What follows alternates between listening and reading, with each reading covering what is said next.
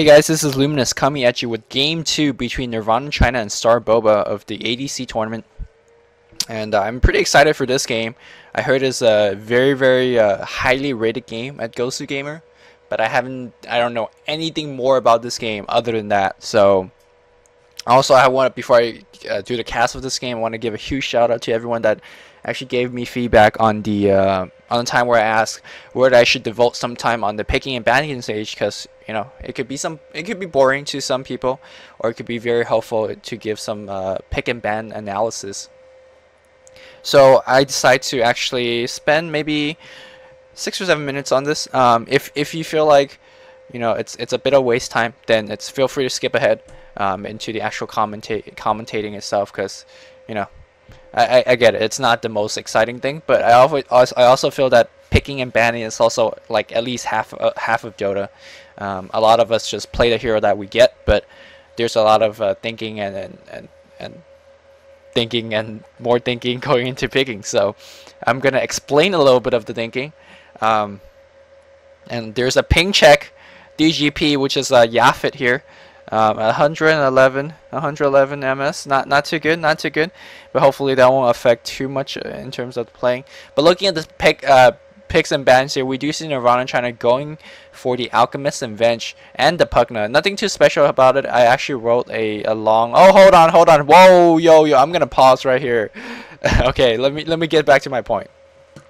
Nirvana bans Alchemist, Venge, and Pugna. On DotaCommentaries.com, I wrote a pretty long post, a blog post of the Chinese tier heroes, tier 1, tier 2, tier 3, tier 4, tier 1 being the best heroes, tier 2 being the second best hero, blah blah blah blah blah. And in that blog, I gave great reasons of why they want to ban Alchemist and Pugna and Venge. Those are very turling heroes. If you do an asset spray in front, it's really hard to dagger in and push. Pugna, that kind of explains everything about turling with the Nether Blast and the Crep Ward. And finally, Venge with the Tear give you humongous range of sight and the ability to swap. Good. All these heroes, the 3 heroes that they ban are great for breaking pushes or doing successful pushes in terms of Venge initiating. They're good diving and destroying your tower kind of heroes. And Nirvana, they just get rid of it.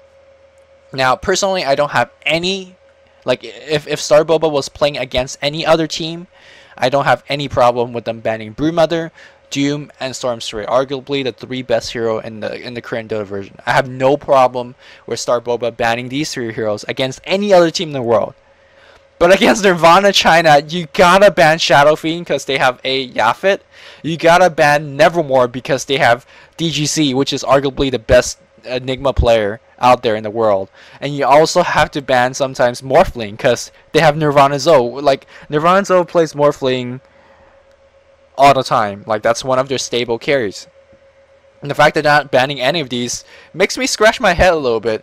We will see China picking Enigma. It's not going to be for sure. So the best Enigma player arguably is going to be playing Enigma, which, by the way, he has a very unique style playing Enigma. He goes 1 set of Tango and 10 Clarities in the last couple of replays I've seen him. Which, I mean, the Chinese, by the way, do not throw their Enigma in the jungle. They consider it a huge waste of a lane. As we see, probably we're gonna go Venge line, Witch Doctor line from Starsboba, picking up 2 very stable supports. Let's see if that's what they're gonna do. Yeah, by the way, DGC they don't throw the Enigma in the jungle. They give him a long solo lane, so probably gonna throw him top. And he's a very good solo. Yeah, Witch Doctor line, nothing too special. The Enigma's ability to actually summon creeps and kind of 6 creeps plus the Enigma's actual own attack is at least 200-300 damage. In terms of last thing, that's just insane. You just give him so much lane control and ability to just dominate the lane. And let's see if we're gonna see some Shadow Fiend. Okay, there's a Shadow Fiend. Okay, yeah, I have not watched this replay. I'm telling you, I even see Gosu Game or anything. I just downloaded replay and I just watched it. So we're gonna see a Yafits on Shadow Fiend and Morphling on Zoe Morphling, and my god, Nirvana Starsboba is in a world of hurt. I mean, Yafet's Nevermore needs no introduction. You probably seen the many movies on YouTube about him. So I'm not too sure what Starbobas could do here. Now, speaking of Starboba, they do have some signature heroes. So, the captain of Starboba, very good Furion player. Could take Furion solo mid. Not the best stunner. I'm not too sure how he's gonna fare against Yafet either. But you're not gonna pick Shadow Fiend so early. They're gonna go for an Earthshaker. Earthshaker, not a bad tri-lane hero. Immediate ban on the Darkseer. Starboba also has an option of picking a Slaughter. They do have a great Slaughter player on as well. I believe it's David or Archie. I'm not too sure which one plays a Slaughter. But anyways, so Starboba does have some options here. Let's see what Nirvana China is going to pick next, or ban next.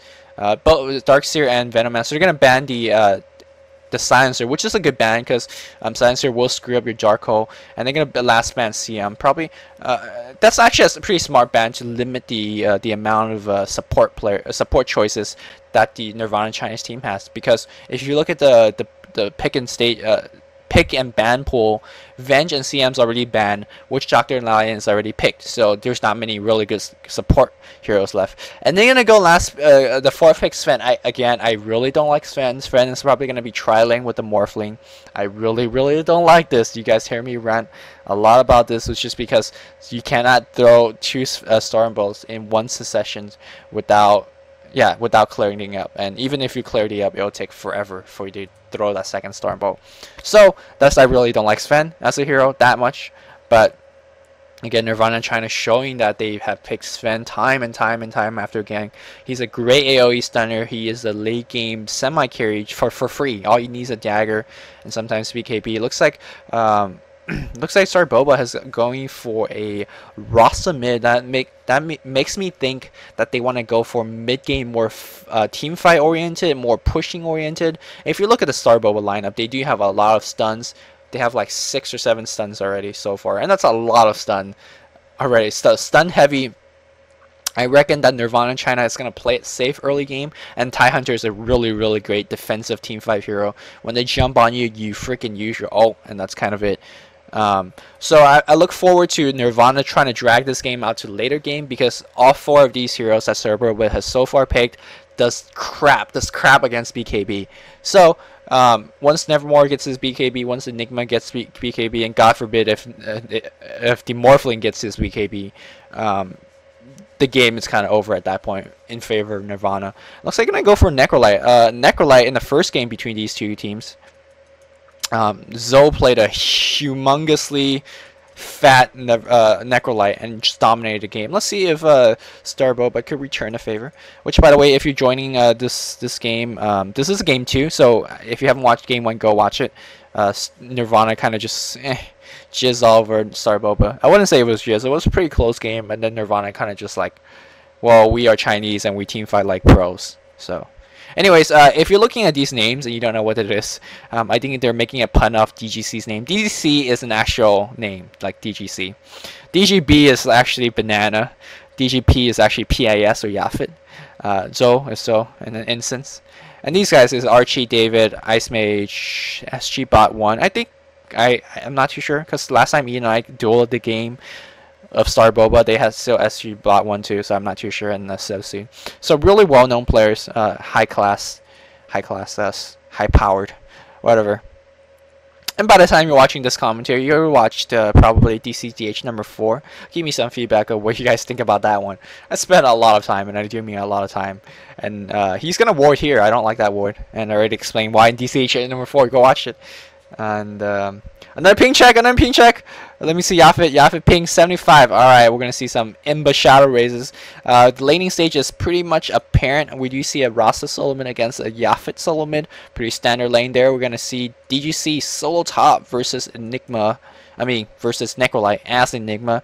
And the tri-lane bot, we are gonna see Earthshaker, Witch Doctor, and Lion tri-lane versus a Sven, Tai Hunter, and Morphling tri-lane. I heavily favor the Scourge tri-lane more, because they have what, 2 range hero versus Another range hero is 600 range, as we see a lot of stun being thrown off here. The Morphling not in picture of anything here, but everything is going to be back off here. Sven forced to clarity and salve already, 41 seconds into the game, so not looking good for them yet.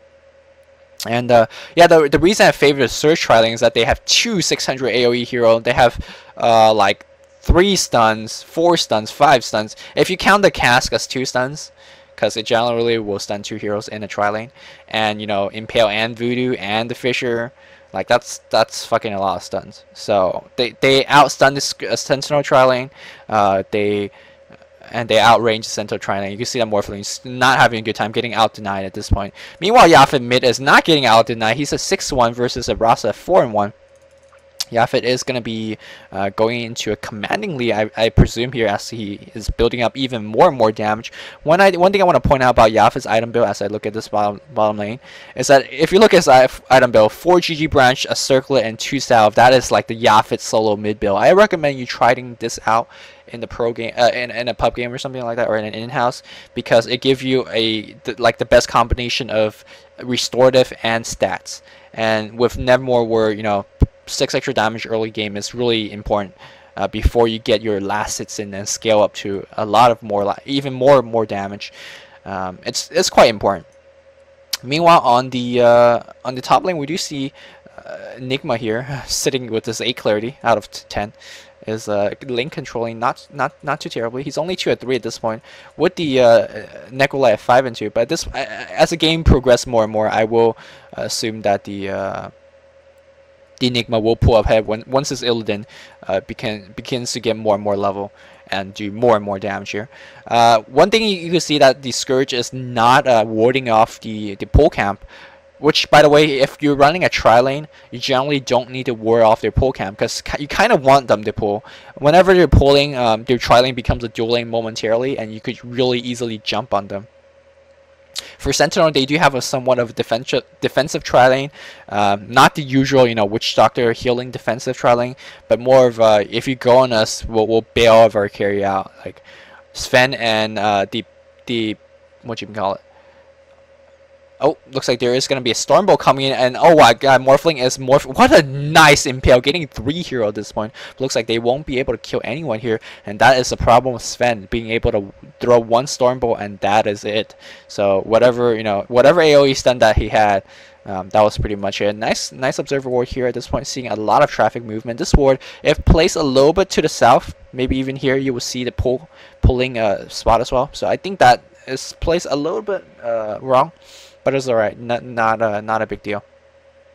Morphling trying to get his farm on instead of 7-2 compared to a 2-1 Lion, a 7-4 Earthshaker. Earthshaker getting his farm on, so I think they're gonna give the farm to Earthshaker, which will help him to a early Blink Dagger, which is invaluable during what Starsboba is gonna be mid game lineup, mid game push.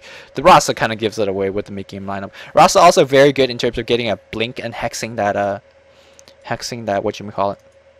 That Morphling. Speaking of blinks, Lion getting a blink wouldn't be too bad too. I think Scourge has a really high mobility blink lineup, and this is exactly what you need against Enigma, against a Morphling, a high blinking team of Sentinel as well. So a really tame early game. No one diving for a lot. Well, speaking of diving, last cast of Starsboba versus Nirvana, I spoke of Nirvana China being in sometimes an over aggressive team. Let's see if they're gonna commit to the same mistake this game. Especially a lot of over aggression. I see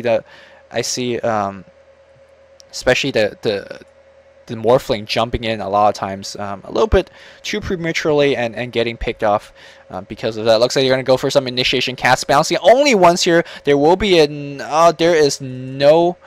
Where is that Maledict? There is no Maledict. I guess he got Voodoo Restoration level 2.